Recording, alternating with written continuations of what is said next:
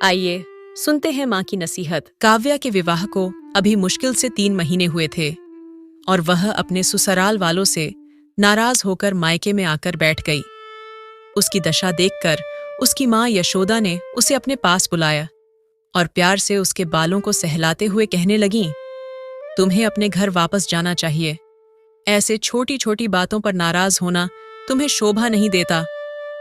किंतु काव्या ने एक ही रट लगा रखी थी, मैं उस घर में कभी वापस नहीं जाऊंगी। वहां मेरी इज्जत एक नौकरानी के जैसी भी नहीं है। सुबह सुबह उठकर सबके लिए ब्रेकफास्ट तैयार करो, फिर दोपहर का लंच, फिर रात का खाना। मैं रसोई तक सिमट कर नहीं रह सकती। मुझे भी अपने सपने पूरे करने हैं। मुझे भी जीने का अधिकार है। ये काम तो कोई भी बाई कर सकती है, कोई भी खाना बनाने वाली लगा सकते हैं। लेकिन नहीं, पता नहीं किस घर में आपने मेरी शादी की है। यशोदा ने उसे समझाने की बहुत कोशिश की और बताया कि बेटी विवेक एक बहुत ही समझदार और अच्छे विचारों वाला लड़का है। उसका परिवार और खानदान बहुत ही सादगी पसंद है और वे सब बनावटी जीवन काव्या से दूर हैं। कुछ समय पश्चात तुम उनके अनुरूप ही स्वयं को ढाल लोगी, ऐसा मेरा विश्वास है। किंतु काव्या जोर जोर से रोने लगी। माँ, आप भी मुझे समझने की कोशिश नहीं कर रही है। मुझे यह सब काम अच्छे नहीं लगते हैं। और फिर मेरा विवाह विवेक से हुआ है। उसके पूरे परिवार के खाने का मैंने ठेका नहीं लिया। हर समय रसोई घर में खाना बनाना और दूसरों का ख्याल रखना, ये मेरे वश की बात नहीं। मैं एक पढ़ी लिखी लड़की हूँ। यशोदा ने जब अपनी बेटी के शब्द सुने तो उन्हें आश्चर्य हुआ। फिर भी वे उसे प्रेम पूर्वक समझाते हुए बोली, अच्छा ठीक है, एक कहानी सुनोगी जो मैंने तुम्हें कभी नहीं सुनाई? जी हाँ, जरूर।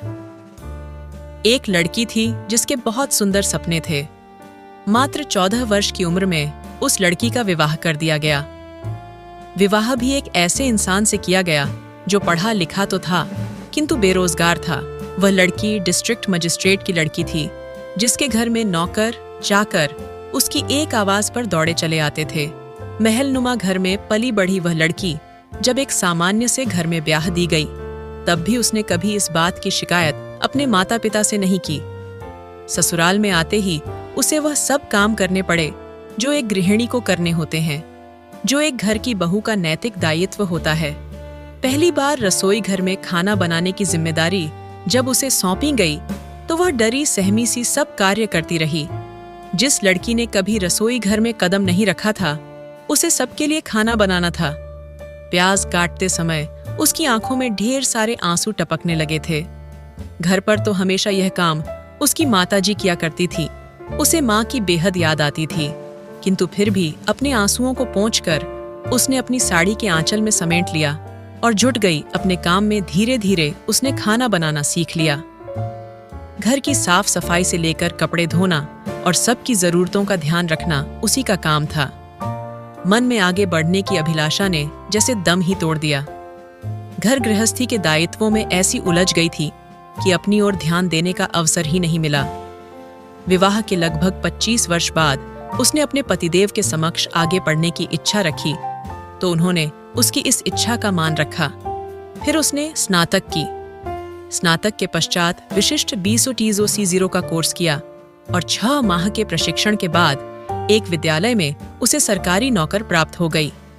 किंतु नौकरी करते हुए भी उसने घर के बड़े बुजुर्गों के बनाए गए रीति रिवाजों का पालन किया। साड़ी पहनकर अध्यापन कार्य के लिए जाना मजाल है जो सिर से आंचल जरा भी ढल जाए। उसने प्रत्येक परिस्थिति से हंसकर समझौता किया। जानती हो, वह स्त्री कोई और नहीं बल्कि तुम्हारी माँ ही है।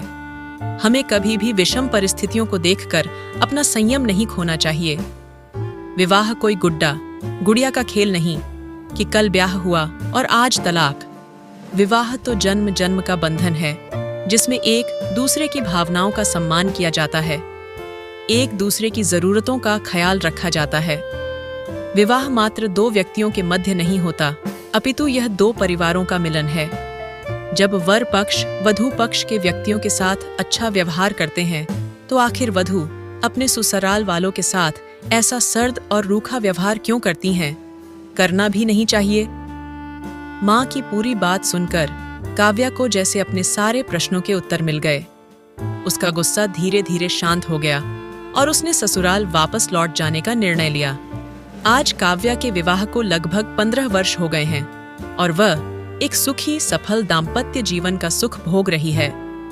यह सब कुछ माँ की दी हुई उस नसीहत का परिणाम है जिसने उसके जीवन को गलत फैसला लेने से रोक दिया। सही समय पर लिया गया सही निर्णय व्यक्ति के जीवन को नई दिशा देता है।